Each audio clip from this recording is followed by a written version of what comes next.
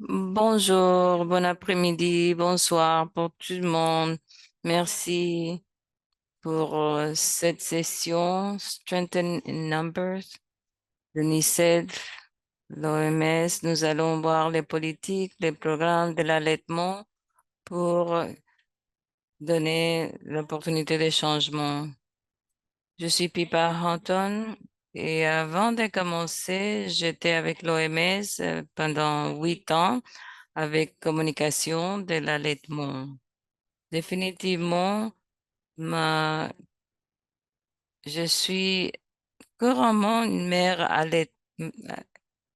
allaitant. Je suis en train de donner l'allaitement à mon enfant. Merci d'être ici. Avant de commencer, je rappelle tout le monde quelques annonces. Si aujourd'hui, pendant les webinaires, vous n'écoutez pas l'orateur, assurez-vous de connecter votre écouteur. Ce webinaire est en anglais. Vous pouvez voir aussi les sous-titres au bas de l'écran. Faites clic sur CC et Captions pour cette fonction. Aussi, ce webinaire est enregistré. Vous pouvez envoyer vos questions pour les panélistes dans la boîte de questions et réponses au bas de l'écran. Vous allez les voir. Vous pouvez diriger votre question à un panéliste en particulier. Les panélistes peuvent y répondre par texte ou en direct durant le webinaire. Nous avons une interprétation en arabe, chinois, français, anglais et russe. Pour changer de langue, faites clic sur Interprétation au bas de l'écran. Donc, sans plus tarder, nous pouvons commencer avec les webinaires. Nous avons Dr. Francisco Branco pour donner les mots d'ouverture. Il est le directeur du département de nutrition à l'OMS. On va vous donner l'information sur lui dans les chats. Merci pour l'introduction. Je ne peux pas mettre mon, mon vidéo, mais j'aimerais dire bonjour, bienvenue de la part de l'UNICEF, bienvenue aux participants pour cette semaine d'allaitement. Qu'est-ce qu'est la semaine d'allaitement? C'est une célébration qu'on fait depuis l'année 1992. Nous célébrons la, la déclaration de l'année 1990. Chaque année, on a un sujet différent pour promouvoir la protection de l'allaitement. Et cette année, fermer les cartes, c'est le sujet cette année avec l'allaitement. Pourquoi l'allaitement nous aide? C'est très, très important pour les femmes de recevoir le soutien. S'il y a un problème, ils peuvent aller à quelqu'un pour conseil. Ça, c'est important.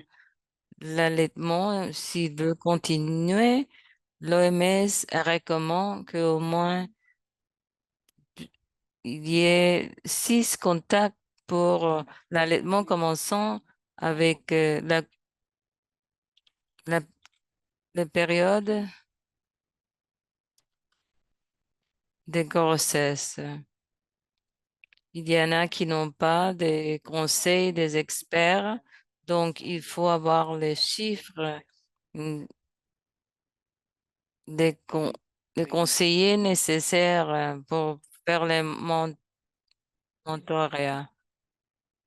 Dans les dernières 12 années, on a vu des progrès concernant l'allaitement. 10% d'enfants âgés de moins de 6 mois sont sous-alimentés. Pourquoi?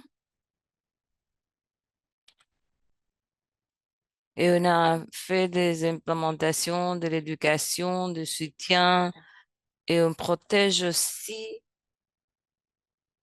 de marketing agressif et on a pu, avec ces actions, changer la situation. Les hôpitaux qui nous aident, l'implémentation de ces paquets a commencé à vraiment faire la différence. J'aimerais aussi souligner la collaboration avec les groupes qui met ensemble plus de 20 organisations des Nations Unies, la société civile. Ils, ils agissent pour l'implémentation et plaidoyer pour ces politiques. Je vais terminer en appelant à l'action et il faut travailler ensemble pour créer la création d'un environnement nécessaire pour promouvoir et aider l'allaitement.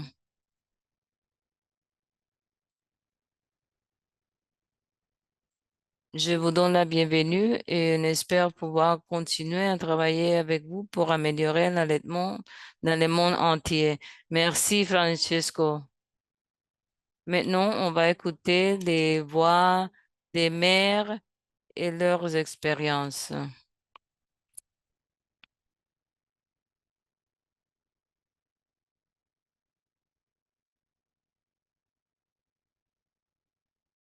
Quand j'ai eu mon premier bébé, j'ai eu la consultation, ça m'a donné du pouvoir. Dans ma douzième accouchement, j'ai dû remplir un formulaire pour mon aide. Les deux expériences étaient complètement différentes. Au début, ce n'était pas possible de travailler et faire l'allaitement. Bon, j'ai dû laisser mon travail parce que je ne pouvais pas faire l'allaitement et travailler à la même fois. Il est important d'avoir un bon environnement de breastfeeding.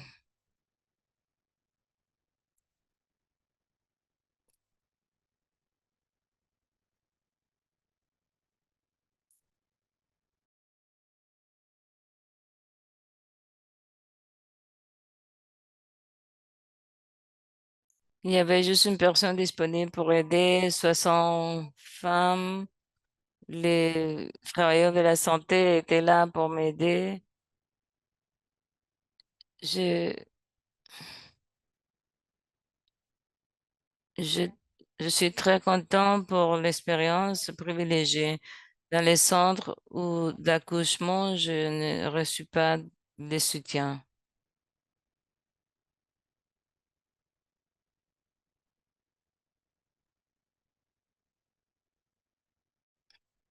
Il y avait beaucoup de marketing sur trop de marketing sur la lait,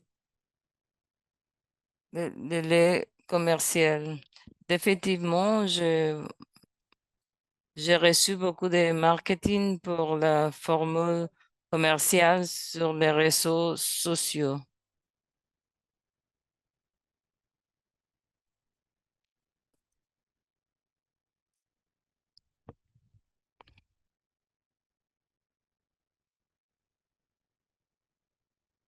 Souvent, les femmes ont des expériences, de bonnes et de mauvaises expériences. J'ai pu continuer mon allaitement avec l'aide nécessaire. J'ai travaillé dans une organisation qui soutenait l'allaitement, donc ma maternité n'a pas été affectée quant à l'allaitement.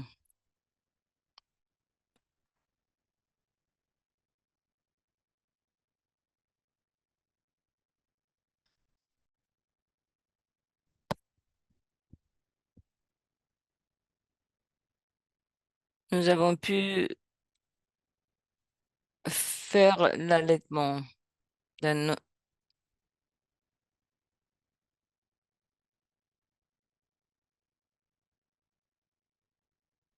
Les programmes et les politiques nous aident pour une meilleure compréhension, pour aider les femmes.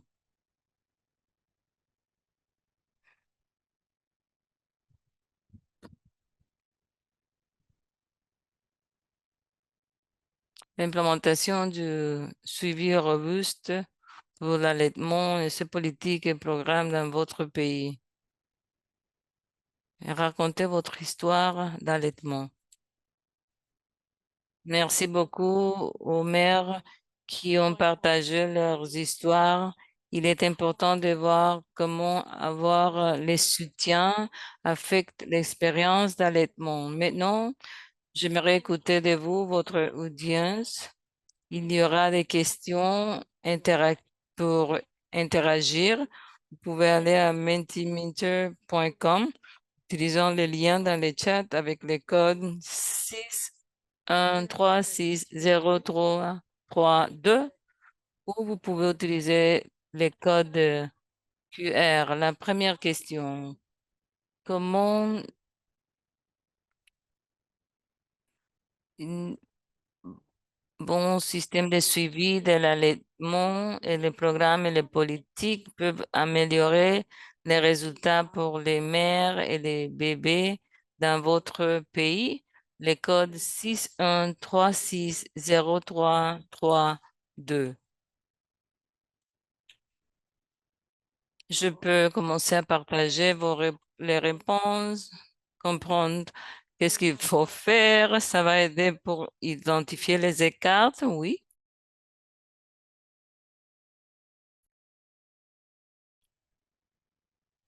Ça va inciter, aider pour les changements,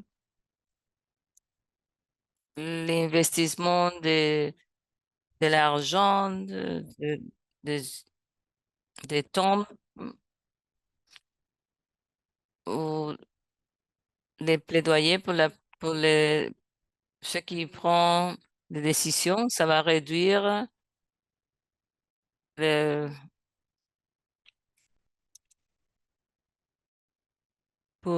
ça va aider avec les progrès, ça va mesurer qui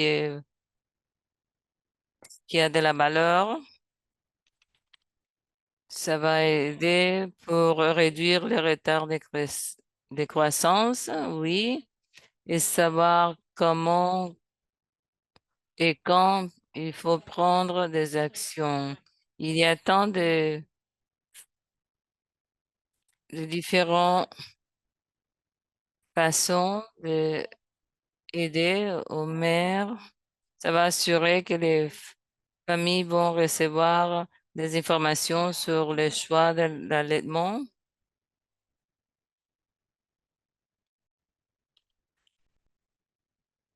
Des fois, il est difficile de savoir quelle information est pertinente parce que vous recevez des informations de partout.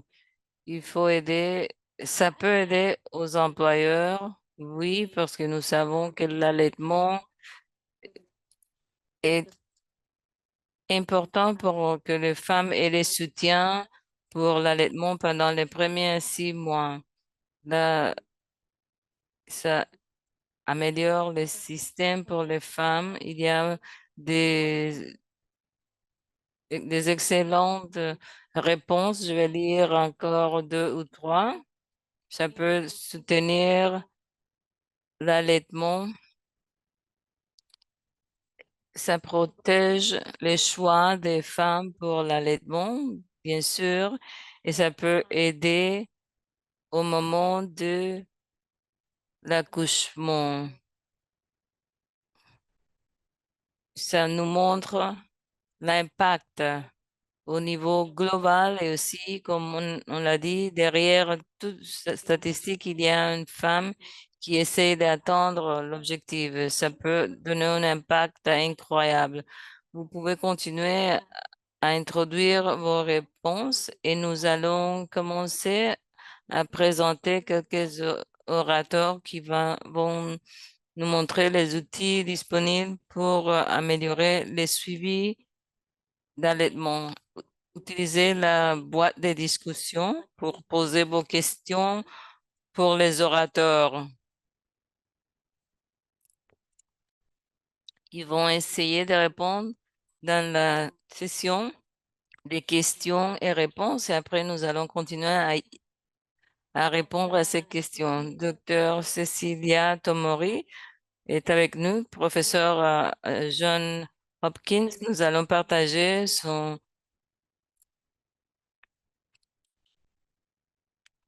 sa biographie dans la boîte de discussion. Merci de m'avoir permis d'être ici. Aujourd'hui, je vais parler sur les suivis pour les, la bonne, les bons allaitements. Je commence pour dire pourquoi est-il important, pourquoi on focalise sur les suivis. Regardons. Chaque personne, la situation de chaque mère allaitant est importante. Vous avez écouté les expériences des mères. L'expérience de ces mères, c'est comme ce que vous voyez ici. C'est une belle photo qui nous montre qu'il est facile de marcher par ici. Nous voyons comment ça se voit belle pendant qu'on a les chemins, on a ce chemin qui nous amène à la plage.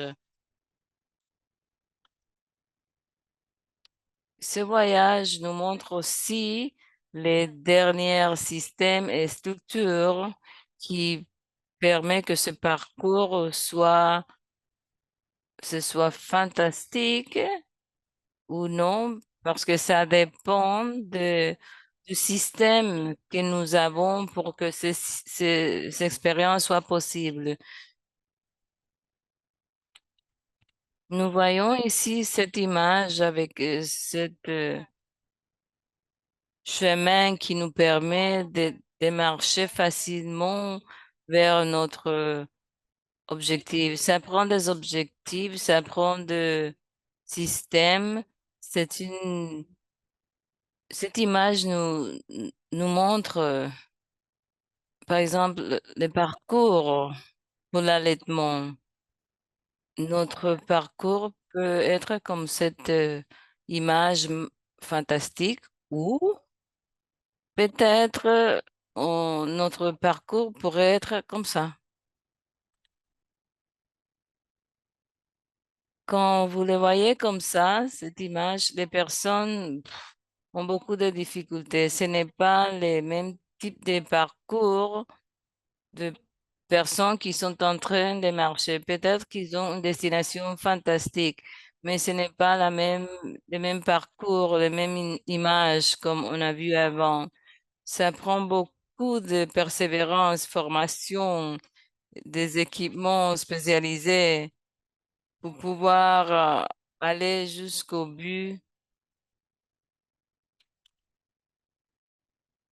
pour aller jusqu'au sommet de la montagne. Et juste quelques personnes pourront y arriver. Quand vous parlez du suivi, ça peut nous aider pour avoir une feuille,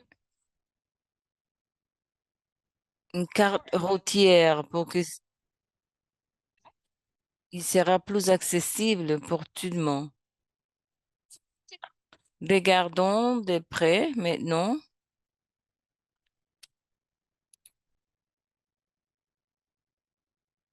pourquoi il faut y penser.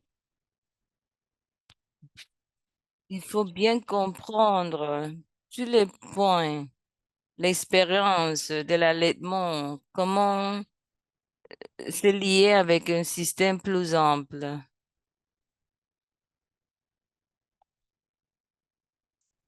Le suivi nous permet de voir comment les systèmes fonctionnent pour pouvoir vraiment permettre l'allaitement.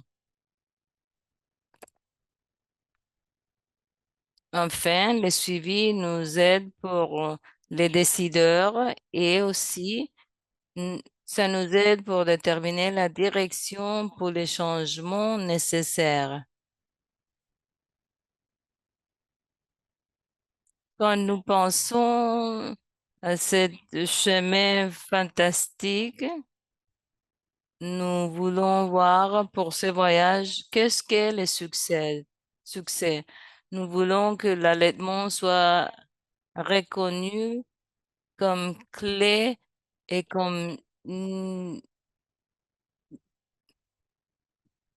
partie des droits humains. Tout le monde a l'accès à l'information pour prendre des décisions sur l'allaitement. Et ceux qui désirent l'allaitement peuvent le faire pendant les temps désirés. Pour que ça fonctionne, il faut des initiations de l'allaitement de façon opportune. Nous devons penser à ça pour une période de 6 mois et continuer pendant 2 ans et après à donner les aliments nécessaires et ça va permettre une meilleure santé pour les enfants et une meilleure santé pour la société en général. Mais en réalité, sur le terrain, la situation est différente à cet voyage fantastique dont on a besoin. La majorité des personnes veulent faire l'allaitement, mais dans des pays à revenus faibles et moyens, les bébés dans ce pays ne reçoivent pas de l'allaitement de façon opportune. Il y a aussi la situation où ils reçoivent des autres aliments et même de l'eau. Et quand l'allaitement ne commence pas dans la première heure et quand les bébés reçoivent des autres substances, nous voyons une réduction et on a des suppléments qui ne sont pas nécessaires ni désirés. Il y a aussi l'arrêt de l'allaitement sans que le maire veuille l'arrêter. Peut-être qu'ils ne savent pas que cette situation de cascade a commencé. Cette situation, c'est à cause de la structure où les personnes essayent de continuer avec l'allaitement. Ce que nous voyons aussi, nous n'avons pas les données de qualité et allons en parler dans la deuxième partie de ce webinaire. Moi, même dans les pays à revenus hauts, ils n'ont pas les données parce qu'ils ne font pas le suivi des indicateurs. Nous voyons aussi des différences dans les divers systèmes et nous pouvons voir ici l'information à l'écran.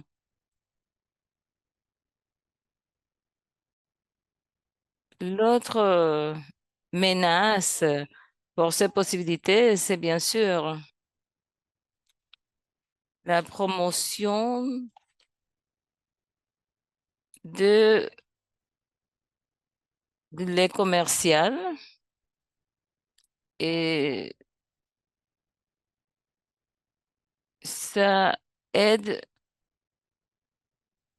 à distraire les personnes et ces comportements sont présentés comme un problème, même s'ils font partie de comportements.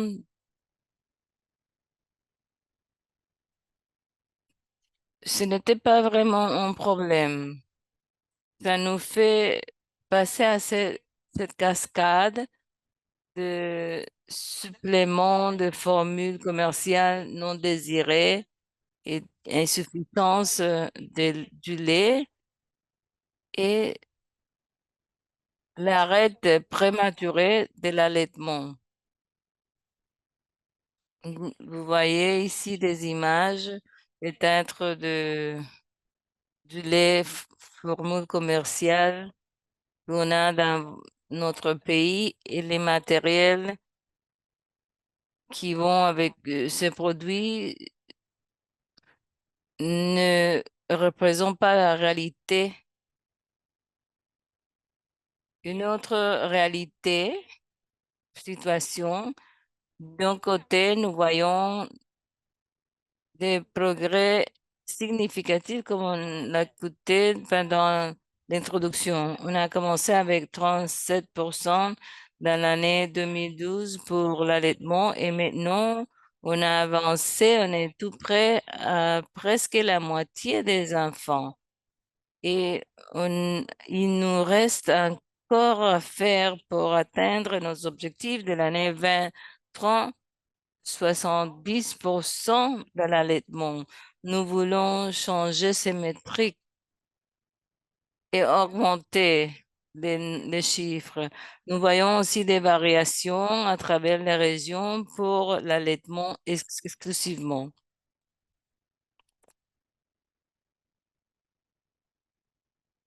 Mais c'est ce qui fonctionne pour nous. Dans les séries publiées l'année dernière, nous voyons que ces résultats sont influencés par ce système à travers divers niveaux et diverses structures. Nous devons mettre ensemble toutes ces pièces, tous ces éléments pour avoir les résultats désirés, pour construire une route appropriée pour notre voyage. Pour avancer, il faut savoir que l'allaitement est une responsabilité collective. Nous travaillons ensemble pour appuyer les efforts du gouvernement qui a l'obligation d'invertir pour les systèmes politiques pour que l'allaitement fonctionne. Quand nous travaillons ensemble, nous pouvons voir comment chaque de ces systèmes travaille ensemble et nous pouvons aussi faire le suivi pour savoir comment ils fonctionnent ensemble. Il faut considérer les suivis à travers ces systèmes, y compris les systèmes de santé, l'environnement de travail. Vous avez écouté parler sur cela lors de l'introduction et bien sûr dans l'environnement juridique aussi. C'est une collaboration multisectorielle et programmation qui est nécessaire pour la promotion et le soutien de l'allaitement. Les suivis et l'élément aussi qui ne peut manquer. Une autre opportunité, c'est regarder des autres systèmes où on a l'allaitement. L'allaitement fait partie de divers systèmes. Il faut penser comment faire l'intégration. Une des domaines, une partie importante, ça fait partie des efforts de résilience. Ça veut dire le changement climatique affecte aussi. On a aussi des autres effets de la pandémie. Par exemple, nous allons avoir plus de pandémies à cause du changement climatique. Nous avons vu comment la pandémie peut affecter les systèmes de soutien. Il faut donc penser à l'intégration de l'allaitement dans ce système et le suivi est une partie clé. La préparation au désastre, aussi en partie à cause du changement climatique, penser comment nous pouvons inclure l'allaitement et les politiques concernant l'allaitement. Il faut considérer aussi l'intégration et le suivi peut nous aider aussi pour l'intégration. Et bien sûr, la sécurité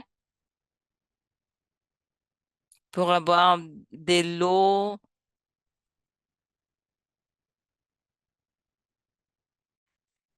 nécessaire, eau potable. Nous devons penser à la résilience, l'intégration peut nous aider, les suivis nous donnent la responsabilité. Nous devons assurer l'intégration de tous ces éléments pour l'appui de l'allaitement.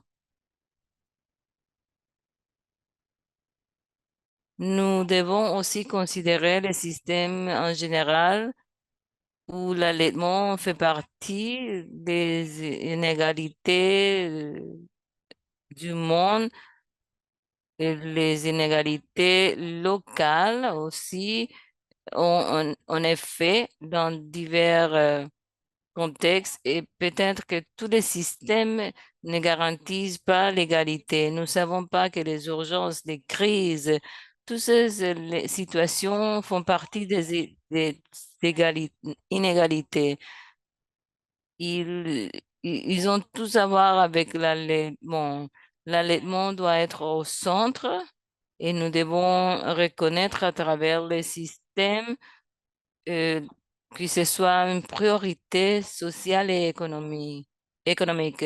Le suivi est la clé pour assurer le progrès, pour que l'allaitement soit au centre.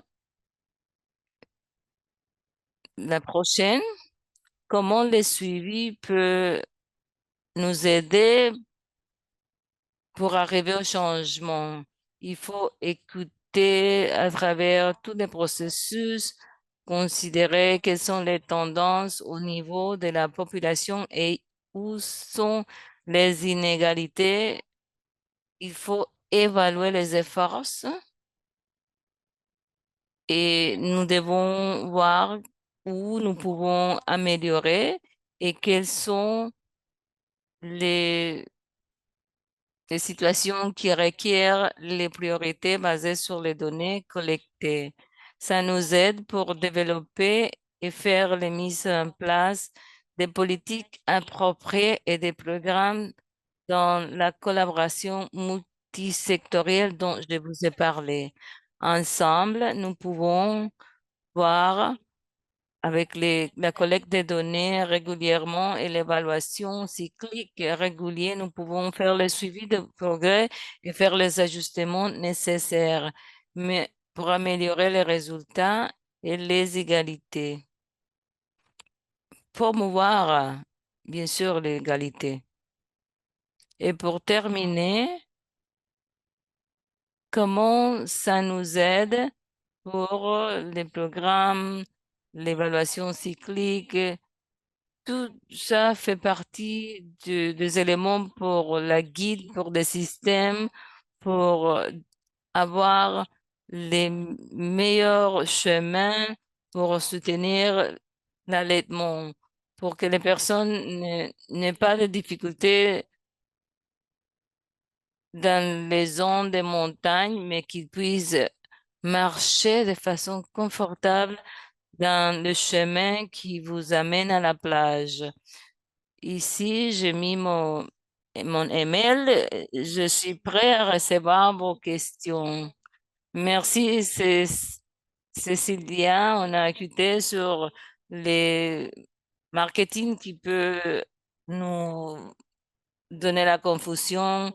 Je vois des confusions concernant la quantité de lait, le fait que les enfants ne sont pas contents avec du lait. C'est ça qui nous offre comme information. Maintenant, Lawrence Grummer, département de nutrition et sécurité alimentaire à l'OMS. Nous allons partager votre biographie dans les chats. Vous pouvez parler sur les politiques et les opportunités pour l'allaitement. Merci beaucoup. Bonne semaine d'allaitement à vous tous. Cécilia a parlé sur l'importance du suivi et je vais continuer. Je vais donner plus d'informations sur les écarts dans notre système pour le manque de données et aussi des opportunités pour remplir ces écarts. Pour commencer, il faut comprendre que nous avons beaucoup de clarté sur ce qu'il faut faire. Nous avons des recommandations, la duration de l'allaitement, comment faire la gestion dans diverses situations, comment faire la gestion dans des périodes longues. Nous avons des politiques, des frames, de la stratégie. Nous avons la Breastfeeding Collective mm, qui, euh, qui ont toutes les politiques nécessaires pour nous savons tous ce qui est nécessaire et nous savons quelles sont les interventions, on a vu euh, qu'est-ce qu'il faut, nous avons des guides sur les implémentations et nous connaissons les indicateurs, nous savons qu'est-ce que nous sommes en train de mesurer. Nous avons des stratégies pour l'allaitement. Donc, la question, comment on met en place, comment on implémente. Chaque année, on a des informations pour évaluer où nous sommes quant à l'allaitement et qu'est-ce que nous faisons concernant les politiques et les programmes pour le soutien autour du monde. Nous voyons toutes les données nécessaires de divers pays et nous pouvons voir comment nos pays fait la promotion et le soutien de l'allaitement. Nous avons aussi des publications de diverses organisations sur les statuts juridiques. Donc, nous savons quelles sont les lois pour l'allaitement dans le travail. Nous connaissons aussi le marketing pour formes commerciales. Nous avons aussi des données sur les systèmes de soutien. Et nous savons s'il y a des hôpitaux, s'il y a des lieux qui favorisent l'allaitement. Nous savons si l'allaitement encourage les femmes pour l'allaitement dans leur environnement. Nous avons aussi des données sur les conseils, les mères qui reçoivent du conseil pour, à travers les premières 2 années de vie. Nous connaissons les programmes au niveau des pays. Nous avons aussi des informations sur les donneurs qui nous fournissent des soutiens pour les pays à revenus faibles. Nous avons aussi des statistiques de divers pays. Il y a des lieux qui ont des suivis. Nous avons des données qui ont été partagées aussi. Mais il y a toujours des écarts. Il faut plus d'informations pour nos politiques. Il faut faire plus. Il faut donc voir quelles sont les priorités pour le soutien de l'allaitement, voir où nous sommes, en- quels sont les écarts et nous devons voir aussi les opportunités. Pourquoi aussi nous avons des données sur la maternité?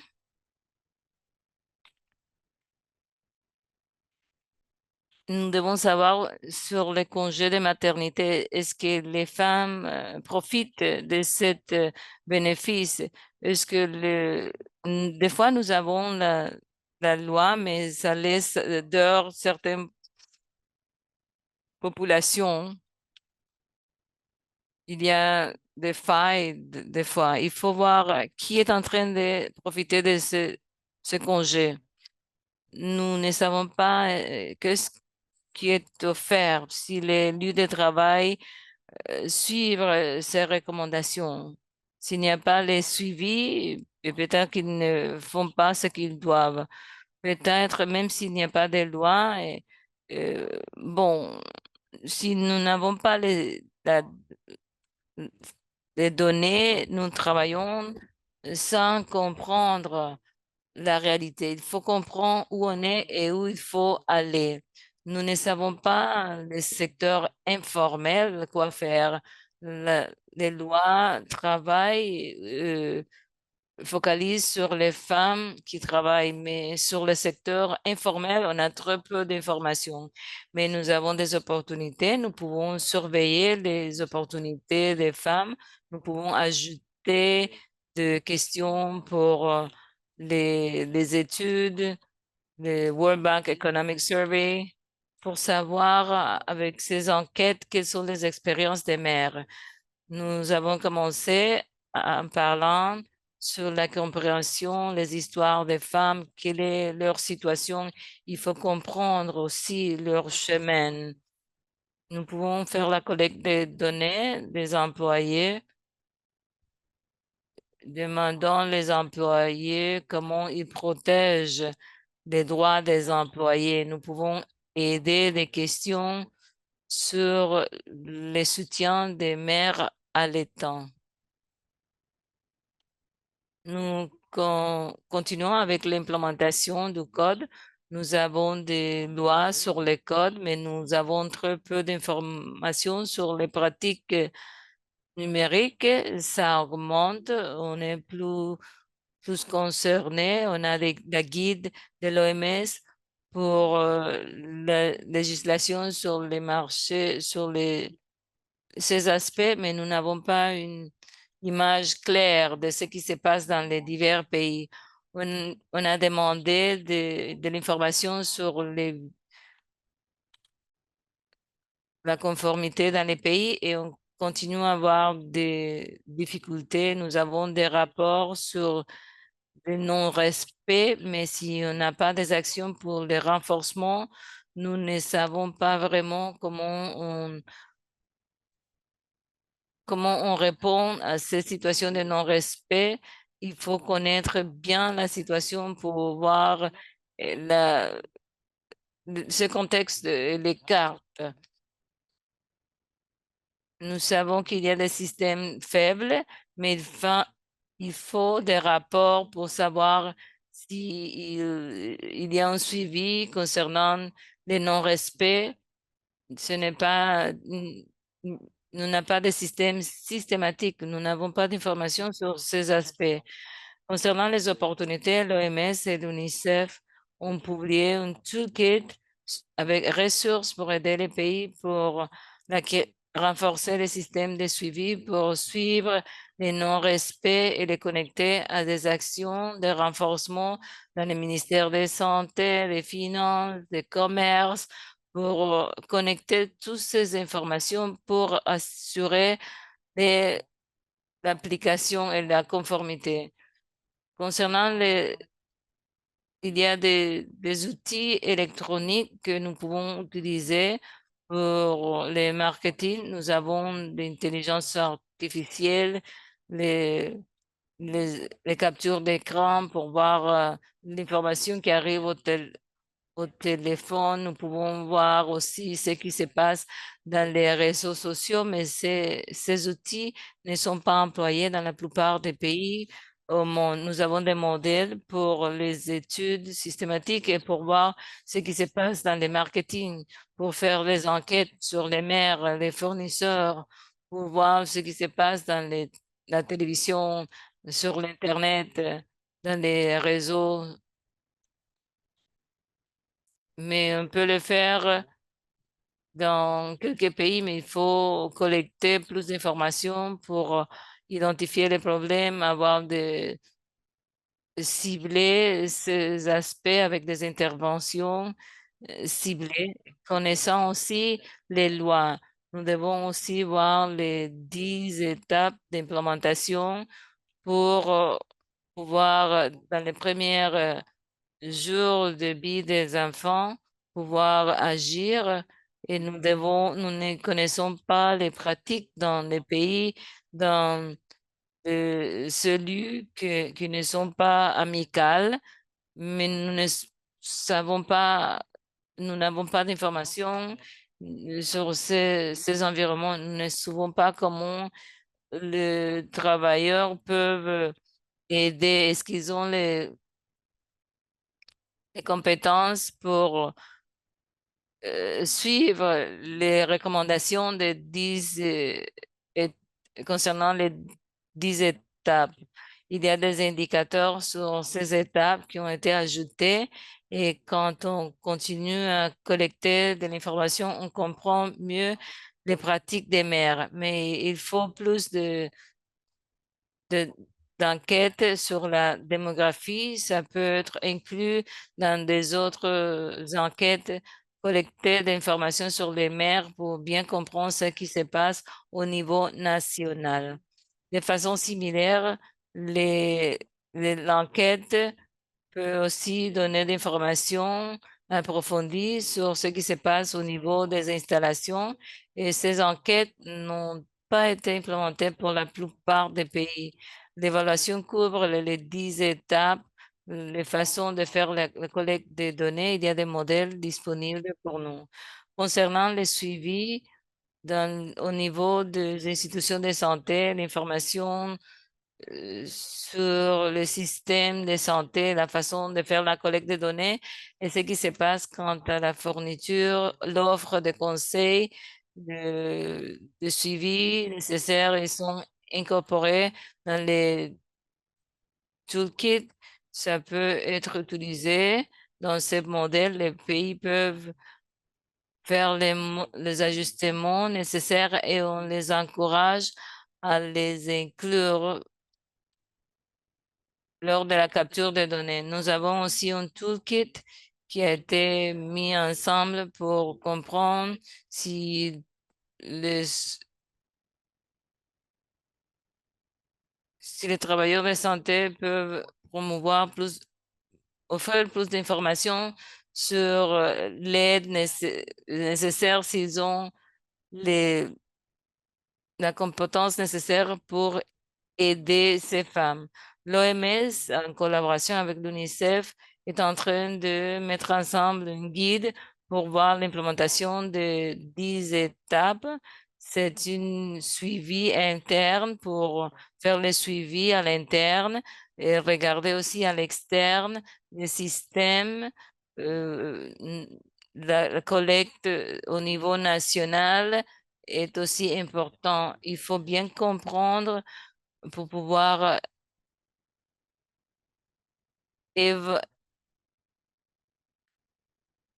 agir selon les priorités. Nous avons très peu d'informations sur les conseils. Est-ce que c'est juste une visite ou il y a multiples contacts? Est-ce qu'il continue après les 2 ans de naissance? Qui offre ces services? Est-ce que ce sont des personnes avec d'expérience ou des personnes qui n'ont pas la formation nécessaire? Est-ce que c'est de façon préférentielle sur le téléphone, par Internet? Ça dure combien de temps? Quelle est la qualité? Est-ce que ça va vraiment aider les femmes ou ça s'offre juste l'information sans répondre aux questions des mères? Nous avons des nouvelles questions pour ces modèles dans les systèmes de gestion de santé. Nous pouvons ajouter plus d'informations. Nous avons plus de questions qu'on peut ajouter pour ces enquêtes qui demandent pose des questions sur, aux mères sur leurs expériences. C'est c'est l'occasion pour poser des questions sur l'expérience avec les conseillers et l'expérience après la naissance des bébés. Nous avons des écarts, mais il faut voir quel type d'information est nécessaire. On analyse l'information dont on a besoin. Ce n'est pas juste de mettre l'information dans les questionnaires. Il faut écouter les mères, leurs expériences avec les conseillers. Nous devons aussi regarder les interventions qui ont déjà été faites. Il faut comprendre d'une façon holistique. Il faut voir au niveau national où est-ce que nous mettons notre énergie. Est-ce qu'on coordonne les portefeuilles avec les divers secteurs? Il y a beaucoup de possibilités. L'initiative d'allaitement a été disponible depuis des années pour aussi évaluer le- les choses qui font les pays. C'est une auto-évaluation qui est disponible. Et c'est subjectif aussi, mais c'est une bonne opportunité de conversation. Est-ce que nous faisons ce que nous devons faire? Est-ce qu'on a les fonds nécessaires? Est-ce qu'on est en train de mettre en place des politiques et faire l'évaluation pour continuer à évaluer les programmes? Ce type de suivi est important. Aussi, l'approche sur l'évaluation de pays, je vais vous montrer plus d'informations sur une évaluation plus approfondie. Les plaidoyers, les financements, comment se fait les suivis. C'est une perspective qui ajoute de l'information pour bien comprendre notre système d'allaitement. un autre modèle pour l'évaluation, auto-évaluation pour le soutien et la protection de l'allaitement. Et enfin, concernant les financements, nous avons des cartes clés concernant les financements. Nous connaissons les donateurs au niveau international, mais nous n'avons pas d'informations sur le soutien au niveau national, juste au niveau international. L- L'allaitement est, est clé. Ça fait partie des visites pour les femmes et les enfants qui doivent avoir cet élément. Combien d'argent il faut? Il faut plus de guides pour cette évaluation. Des opportunités ici, il y a l'opportunité de la création des budgets pour l'allaitement nécessaire pour répondre à cette difficulté. Et comment nous pouvons dépenser cet argent? Il faut comprendre comment on fait la dépense et quels sont les besoins. Il faut comprendre les écarts, les initiatives. Il faut voir les types d'investissements nécessaires pour l'allaitement et c'est une façon pour la collecte des données et voir quelles sont les dépenses. Comment obtenir cette information? Quels sont les défis? Ça peut nous aider pour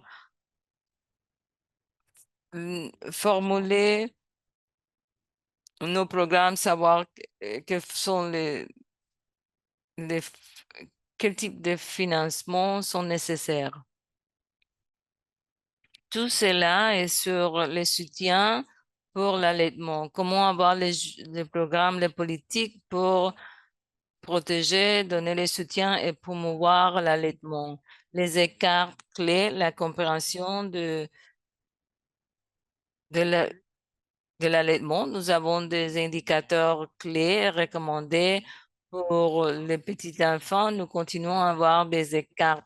Il y a des pays qui n'ont pas collecter d'informations sur l'allaitement et continue à avoir de longues périodes d'attente. Ce n'est pas des informations récentes sur ce qui se passe. Et comme j'ai mentionné, il y a des pays qui ne font pas la collecte de façon opportune ou ils ne le font pas du tout. Il y a des pays qui ont des statistiques au niveau national, mais ils ne peuvent pas les classer au niveau sous-national. Au niveau distrital, il manque de l'information. Il ne peut pas dire on va bien avec notre programme ou pas. Il y a un problème aussi de accountability. Nous ne pouvons pas faire les comparaisons nécessaires. Il faut bien comprendre comment pouvoir mesurer, voyant des autres pays qui ont des autres suivis. Euh, le, il faut plus des enquêtes au foyer, au niveau de l'OMS. Il y a des enquêtes, oui, mais on doit inclure des questions sur l'allaitement. Nous devons aussi voir d'autres façons de faire la collecte de données. Nous avons des manuels, des indicateurs. Nous devons connaître la procédure standard pour nous tous. Merci de votre attention aujourd'hui. Il faut tous savoir que la protection, la promotion et le soutien est nécessaire pour l'allaitement. Nous savons quoi faire, mais il faut plus de suivi pour avoir plus de plaidoyer, planification, cibler notre intervention et une bonne évaluation. Il y a beaucoup d'outils disponibles pour un système de suivi plus efficace. Il faut utiliser ces outils. C'est le moment pour savoir vraiment ce qui se passe sur le terrain et pouvoir agir de façon appropriée. Merci. Merci de votre temps. Merci beaucoup, Larry. Il est fantastique de savoir qu'il existe des outils et les cartes que vous avez mentionnées. Suivant cette fantastique présentation. La question maintenant pour Menti Miner, quelles sont les ressources nécessaires pour améliorer le suivi et l'allaitement de ces programmes et politiques dans votre environnement? Je vous encourage à mettre vos questions et prenez de l'inspiration avec ces réponses. Et maintenant, on vous rappelle, vous pouvez aller à bentimiller.com, utiliser le code 613603332 ou utiliser le code QR sur l'écran. Pendant que vous faites ça, nous continuons avec la prochaine présentation. Nous avons deux représentants de pays, Monsieur Han Long Po avec le département du ministère de Santé Vietnam, Nino Lomia, docteur, chef de Maternal Child and Reproductive Division dans Georgia. Les biographies seront disponibles dans le chat. Posez vos questions dans la boîte des questions et je vois que beaucoup de questions ont été déjà répondues. Mm, Bon, Luang Bao Cam, merci. Vous avez la parole pour montrer qu'est-ce qu'ils font à Vietnam pour aider avec ces politiques. Bon après-midi de Vietnam. C'est un plaisir d'être ici dans ce séminaire pour donner des informations sur les politiques, comment nous utilisons les politiques. Je suis Cam, je travaille comme officier dans le département des services et administration de santé dans le ministère de Santé de Vietnam. Et notre mandat, donner le soutien au système de l'hôpital et je soutiens aussi pour les l'allaitement, les contacts pour l'allaitement.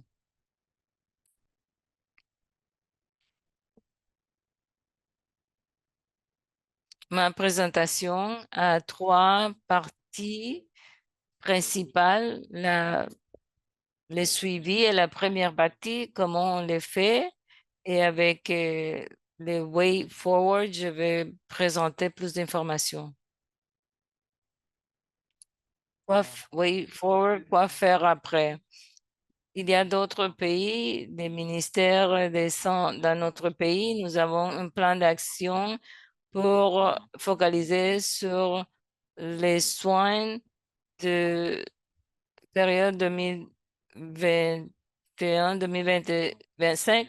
Nous sommes en train de faire la révision à ces programmes pour l'année 2021-2025. Ça a été approuvé par le ministère de Santé.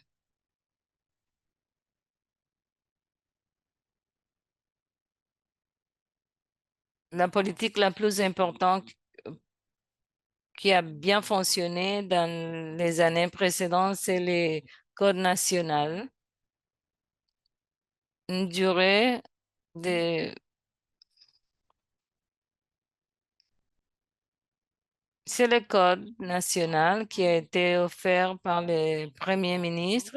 L'article 4 nous donne l'information sur l'information, l'éducation et la communication pour les enfants. On ne permet pas l'utilisation et le marketing sur les laits, les matériels, sur le lait commercial.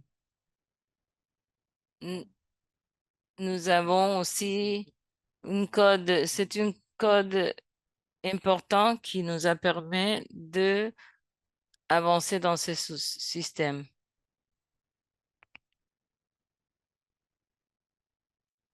Maintenant, je vais présenter les critères d'évaluation des hôpitaux de Vietnam. Les critères sont pour tous les hôpitaux à Vietnam. Nous avons cinq groupes. Groupe E, les critères E1, 3, Les bonnes pratiques pour l'allaitement, ce sont les critères obstétriques. Ils doivent fournir des rapports et nous allons sur place pour voir l'allaitement et les conditions. La prochaine diapositive, s'il vous plaît. J'ai mentionné que les hôpitaux doivent, au Vietnam, doivent évaluer la situation et dans les hôpitaux obstétriques. Ils doivent faire les suivis nécessaires sur ces critères d'allaitement. La prochaine diapositive. Ici, dans notre critère, nous avons 5 niveaux, du niveau 1 au niveau 5, et nous avons des détails sur les hôpitaux qui doivent respecter et les minimums pour tous les hôpitaux au Vietnam, au minimum niveau 3. Ici, vous voyez les photos pour montrer les suivis des hôpitaux au Vietnam, comment ils appliquent les, les critères. Nous partageons de la connaissance sur le système d'obstétrique et de gynécologie pour aider les femmes avec leur allaitement. À gauche, nous voyons les régulations sur l'allaitement et signées par les directeurs de l'hôpital. Ils doivent suivre ces 10 recommandations et nous avons à droite aussi une information sur le suivi dans vous voyez ces livres ou pamphlets en rose sur le système de suivi. Ici, c'est les parties prenantes pour le suivi. Nous avons divers départements, mon département et les départements où on fait les suivis. Et dans tous à gauche, les hôpitaux généraux, MSCH Hospital, hôpital sous-national au niveau du district. Donc, c'est un résumé de comment le ministère de Santé au Vietnam, comment on fait les suivis de l'allaitement. Et ça a été un plaisir pour moi à nouveau d'être ici dans ce webinaire et serai ravie de répondre à vos questions. Merci. Merci beaucoup. Merci, Han. Il était intéressant d'écouter ce qui se passe au Vietnam. Maintenant, Dr. Lomia, pour partager l'expérience sur les suivis à Georgia concernant l'allaitement. Merci, c'est un plaisir de participer dans cet événement si important, semaine de l'allaitement et ce webinaire. J'aimerais partager notre expérience de Georgia concernant les suivis de l'allaitement et les politiques et les programmes dans notre pays.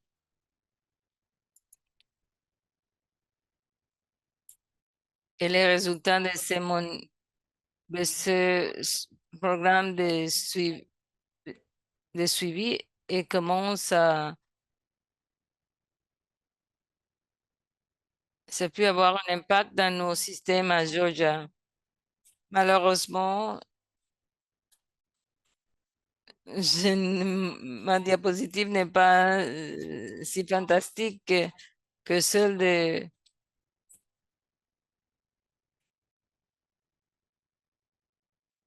la personne qui m'a précédé. Ma diapositive n'est pas si illustrative, mais je vais essayer d'expliquer. Dans l'année de 1999, on a adopté une loi pour la protection de l'allaitement. Après cet événement, on a inclus deux articles sur la violation des règlements pour les produits des bébés et sur le marketing de ces produits. Dans la même année,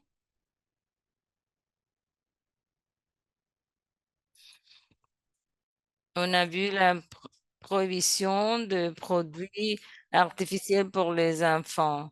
Dans l'année 2002, pour renforcer les suivis et les marketing concernant les laits commerciaux, on a adopté dans l'année 2005 une loi et on a pu aussi promouvoir des lois pour le soutien des activités. Dans l'année 2005, à Georgia, les activités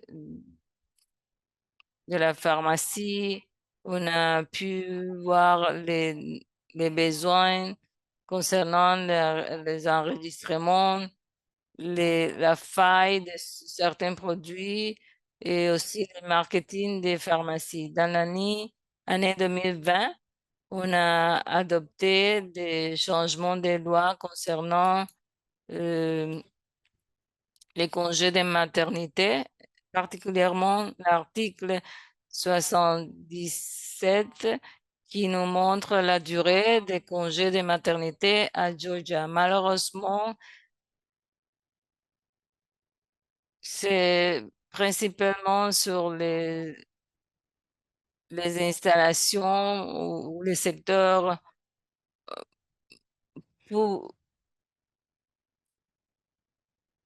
privés, publics, mais pas, on n'a pas vraiment d'informations sur le secteur public. Concernant la gouvernance, on a un processus dans l'année 2000, on a eu la création du Conseil pour la protection et promotion de l'allaitement et contre l'utilisation de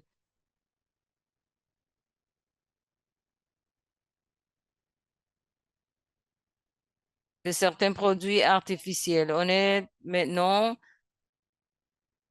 en train de faire les suivis des pratiques et de renforcer l'utilisation de la loi. Dans l'année 2006, on a vu des matériels sur la production de matériel artificiel pour les enfants. Dans l'année 2008, on a eu un réforme, changement à cause de l'OMS. On a pu aussi recevoir l'aide USAID. On a inclus l'OMS et l'UNICEF dans ces rapports pour les changements nécessaires. On a, dans l'année 2016, il a été important aussi de voir les activités à Georgia. On a pu faire la collecte des données, d'informations sur l'allaitement et sur certains indicateurs. Dans l'année 2017, le gouvernement de Georgia a, a mis en place des stratégies avec des plans d'action pour l'année 2019, 2021 et 2023. On est en train de mettre des actualisations, incluant aussi des indicateurs, et pour améliorer les pratiques d'allaitement à Georgia. Dans l'année 2017, on a en relation avec les changements nécessaires et les services, On a eu des implémentations à Georgia qui a inclus les opportunités pour l'éducation en continu dans le système et pour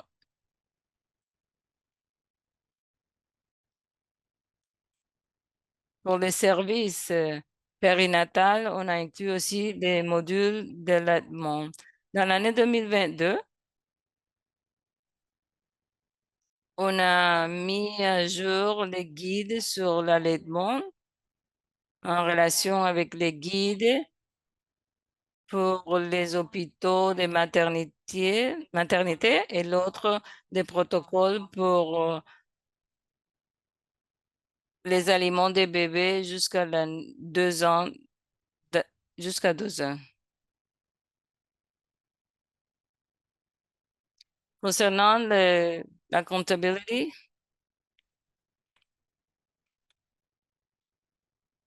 pour la responsabilité,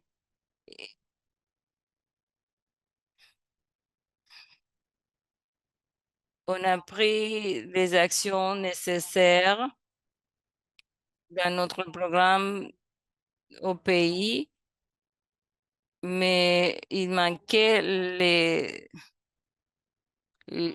visites postnatales pour les femmes et les enfants.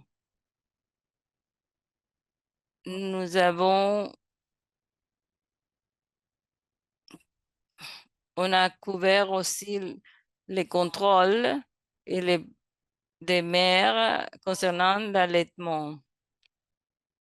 Dans cette relation, dans l'année 2023, on a inclus un autre changement dans la loi, dans les programmes qui ont pu changer certaines règles dans les hôpitaux de maternité, dans les installations de santé. Ils vont faire le suivi des mères et des enfants après les enregistrements pour faire le suivi de la condition de santé. Une activité très importante dans l'année 2020, 2004 avec le soutien du gouvernement japonais JICA pour on a inclus un rapport qui nous permet d'augmenter la communication entre les patients et les fournisseurs de soins et ça inclut aussi les bénéfices de l'allaitement et pour faire le suivi des processus d'allaitement des mères.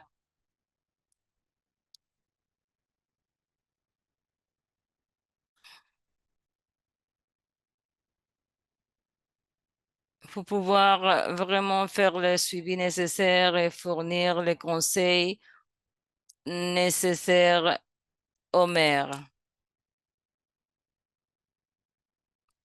La prochaine diapositive, s'il vous plaît.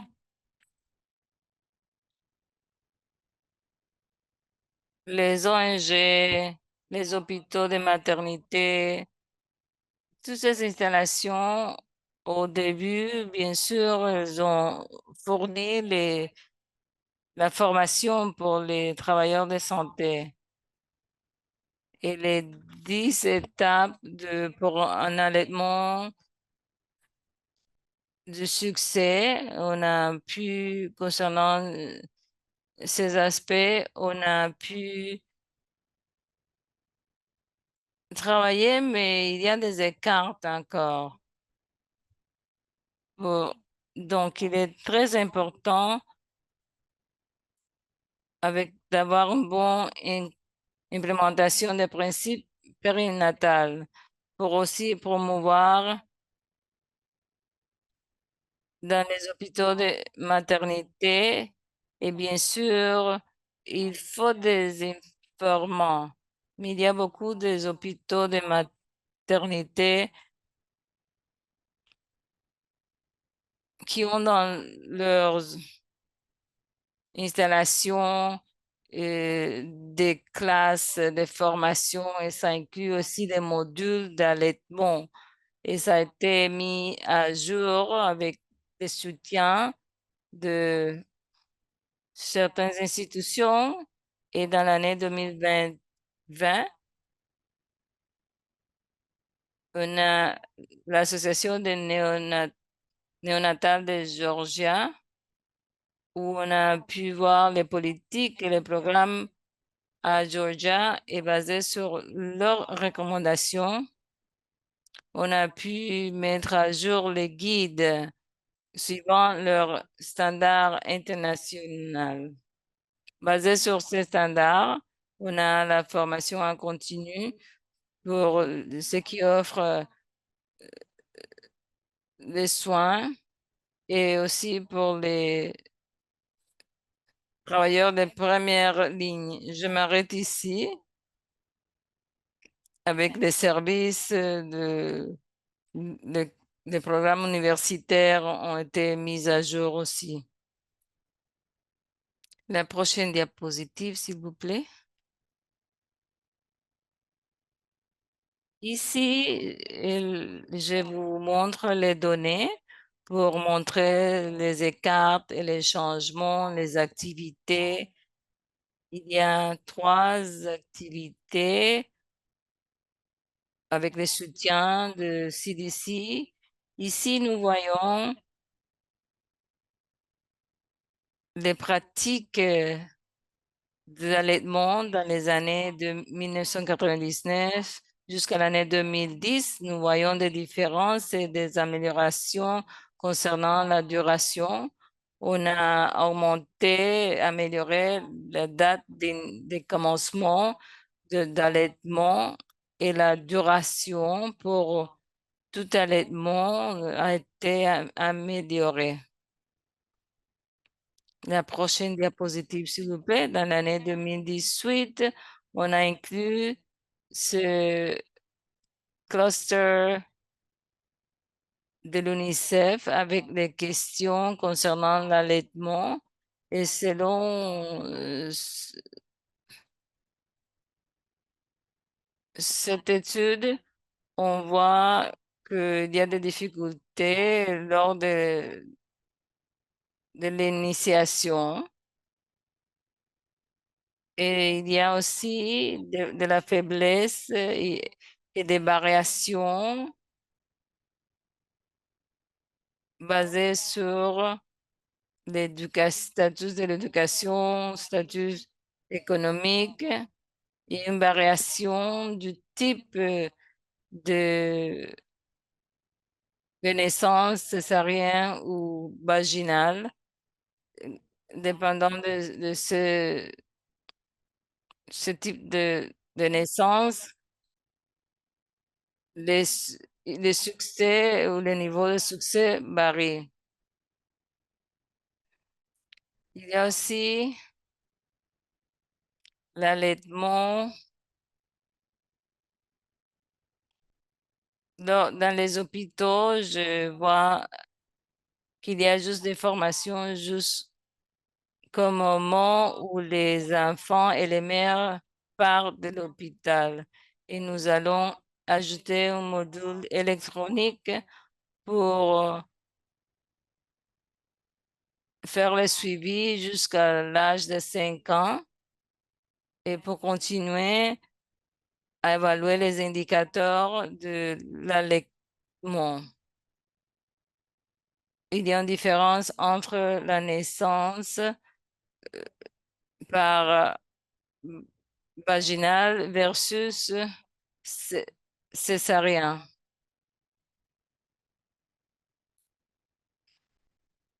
Et nous allons continuer à évaluer cette situation. Merci beaucoup de votre attention et je suis prêt à répondre à vos questions. Merci beaucoup, docteur Lonia. Maintenant, je demande Monsieur Hans, Cecilia, Larry à nous rejoindre. Activant votre caméra, nous allons offrir des réponses à l'audience. Merci aux experts. Je vois que il y a beaucoup de réponses aux questions dans la section de questions et réponses. Continuez à envoyer vos questions. La première question pour Larry. Comment évaluer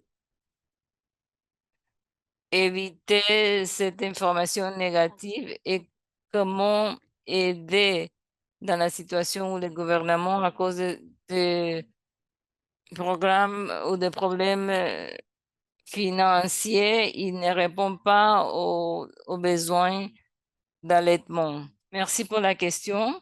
Il y a des choses que nous pouvons faire, faire des rapports dans les médias, mettre de la pression oui, il faut avoir un processus juridique.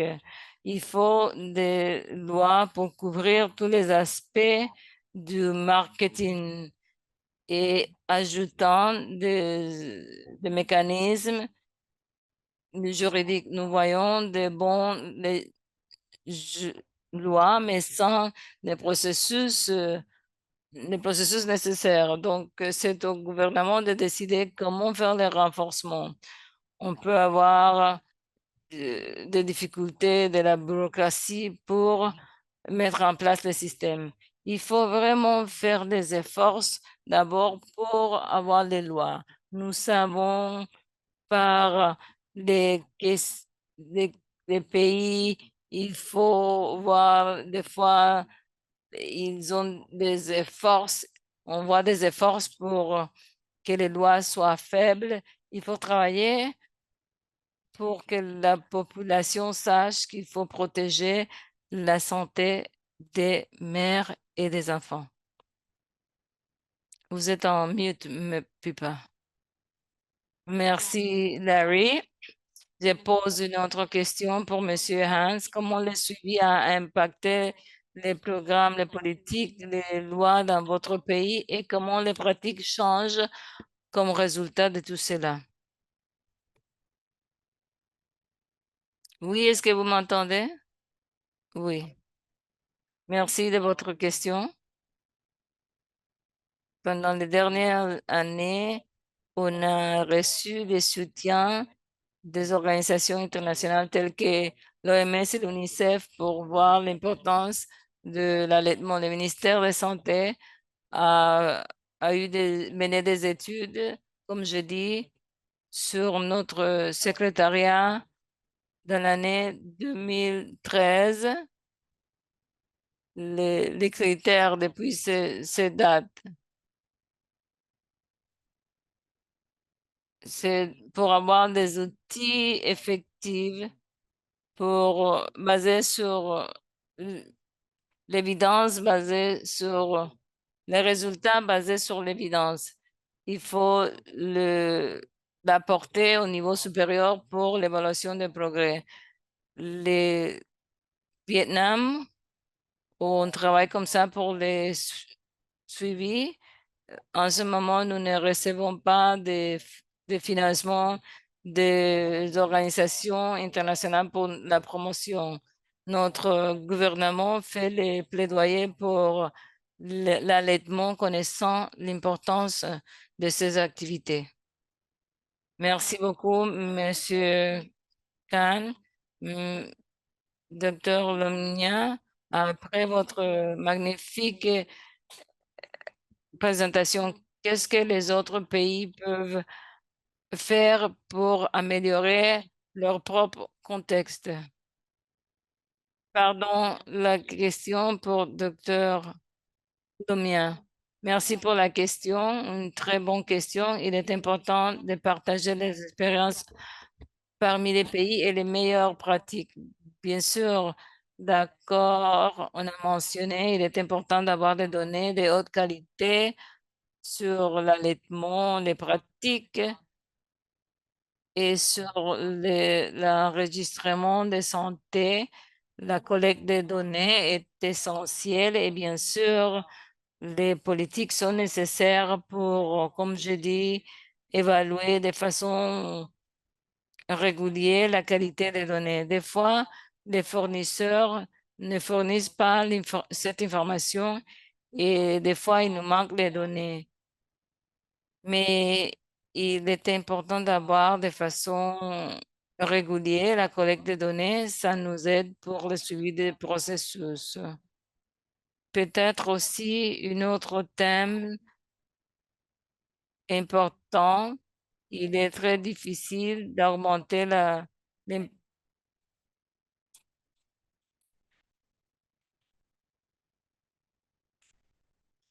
de donner aux personnes les informations pour qu'ils sachent l'importance de l'allaitement. Les patients, les docteurs, ils peuvent parler, améliorer la connaissance des personnes. La sensibilisation est importante pour qu'ils puissent connaître l'importance de l'allaitement. Je peux même donner des exemples de, de femmes qui ne veulent pas, une femme qui ne voulait pas l'allaitement parce qu'elle détestait l'odeur. Je m'excuse pour cette expression, mais il faut bien connaître quelle est l'importance pour les bébés. Il y a diverses façons pour améliorer la sensibilisation des femmes, les médias, la télévision, la radio et d'autres. Et je pense qu'il est essentiel. Ils essayent de trouver le canal, l'Internet, pour les forums et des fois, ils peuvent être victimes du marketing agressif. Donc, il est important de recevoir l'information des professionnels et fournisseurs de soins de santé pendant la phase avant la naissance, après la naissance des bébés et, lors- et quand ils sont à l'hôpital. Il y a des choses qui sont importantes. Il y a beaucoup plus que je pourrais partager. Merci. Une autre question pour vous, Cécilia. On a demandé dans le chat, il faut le discuter, comment les plaidoyers au niveau international peuvent arrêter ou arrêter l'offre de lait commercial. C'est une difficulté dans les pays à revenus moyens. Après ce que Larry a dit, il faut savoir qu'on connaît bien les bases et c'est le point de départ. Une façon de continuer, c'est offrir des opportunités pour que les personnes puissent être con- pri- pour la prise de conscience et aussi travailler avec les médias, c'est une clé pour prêter attention. Plus de personnes, plus les personnes parlent et disent pourquoi c'est important, ça peut faire la différence. L'autre partie, c'est nous pouvons arriver à d'autres personnes, groupes, de façon facile.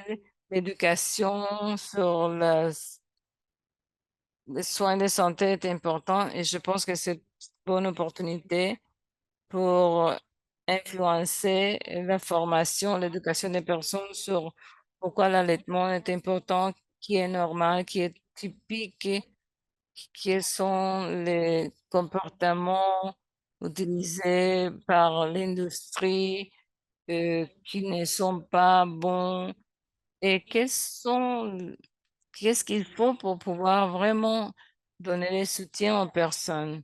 Il y a tant d'opportunités pour plaidoyer et ça pourrait être accablant, mais travaillant ensemble dans les communautés, ça va aider. C'est plus puissant quand on travaille ensemble que quand on travaille de façon isolée. Merci.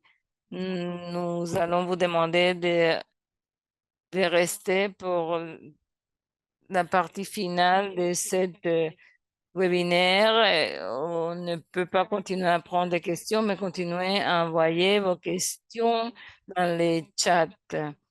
Et vous pouvez utiliser les liens, les codes 613603332 pour continuer à participer ou utiliser les codes QR. Et la question, quel bénéfice vous obtenez de cette session avec cette discussion? Quelle action vous pouvez prendre pour améliorer les programmes et les politiques dans votre environnement? Bon, vous pouvez aller à menti.com, utilisez le code 613603332. Nous allons écouter de vous. Il y a eu tant d'expériences magnifiques. Nous voulons vous offrir de l'information pour savoir quoi faire dans votre pays pour augmenter le suivi. On espère que vous allez recevoir les cadeaux de cette session. Vous pouvez organiser des groupes WBTI, continuer à faire attention aux besoins de monitoring ou suivi. Je pense qu'on a perdu les codes QR, donc on a juste quelques réponses. Mais je vais lire quelques-uns et merci d'avoir resté quelques minutes supplémentaires.